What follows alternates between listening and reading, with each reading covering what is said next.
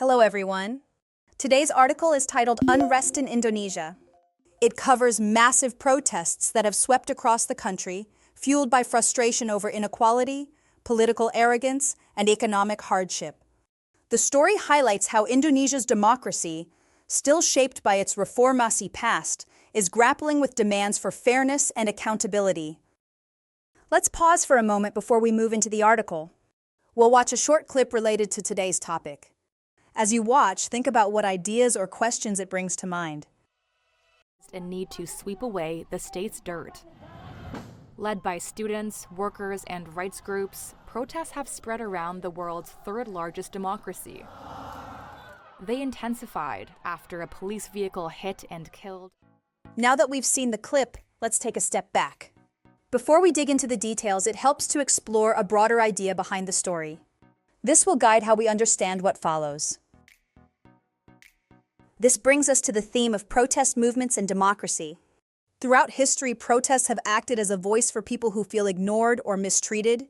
From student rallies that toppled authoritarian regimes to women marching for equality, demonstrations can spark change when traditional politics fails. But protests also test societies. They reveal frustration, expose inequality, and sometimes turn violent. In Indonesia, the recent unrest shows a democracy under pressure, still young, still evolving, and still facing deep questions about fairness. Why do you think students often play a leading role in protests around the world? Students are often at the heart of protest movements for several reasons. First, they are less tied to existing power structures. Most do not yet have full-time jobs, families, or political careers to protect. This gives them freedom to take risks that older generations may avoid. Second, universities are spaces where ideas circulate quickly, making it easier for students to organize, spread messages, and mobilize large groups. Finally, young people often carry a strong sense of justice. They are more likely to believe change is possible, and they refuse to accept corruption or inequality as normal. In Indonesia, as in many other countries, students bring energy, visibility, and courage that can push society to confront its problems. Now, to understand this article better, we need to familiarize ourselves with key vocabulary. We'll go over 3 important expressions, learn their meanings, and see them in action with example sentences. Let's start with topple. It means to knock down or cause to fall, often used for governments or leaders losing power. In the article, student protests in the 1990s helped topple Suharto's long-standing regime.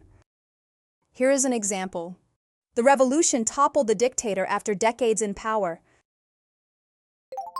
Next, we have accountability. It means responsibility for actions, especially by people in power. In the article, protesters demand accountability from lawmakers and officials. Here is an example. The manager took accountability for the failure and promised changes. Finally, let's look at grassroots. It refers to ordinary people at the community level as opposed to elites or leaders. In the article, women's broom marches symbolized grassroots solidarity against corruption. Here is an example. The campaign relied on grassroots volunteers to spread its message. Now that we've explored the main themes and vocabulary, let's reinforce our understanding with a summary dictation exercise. Listen carefully and fill in the blanks. Since late August, Indonesia has faced its largest protests in decades. What started in Jakarta over housing allowances for lawmakers spread to most provinces, fueled by anger at inequality, political arrogance, and economic hardship. Student activists and women leading broom marches have become symbols of the movement. President Prabowo has suspended lawmakers' perks and reshuffled his cabinet, but many say deeper reforms are needed. Let's check the answers and review what each word means. The first answer is housing allowances. It means extra payments or benefits given to cover housing costs. The second answer is inequality. It means an unfair situation where some people have more wealth, opportunities, or power than others. The third answer is hardship. It means severe suffering or difficulty, especially caused by lack of money or resources. The fourth answer is suspended.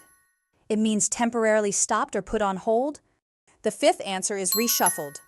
It means to rearrange or reorganize people in positions, such as in a company or government.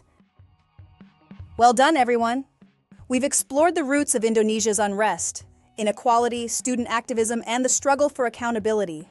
We also learned vocabulary that helps us describe protests and democracy in action. Here's a final reflection.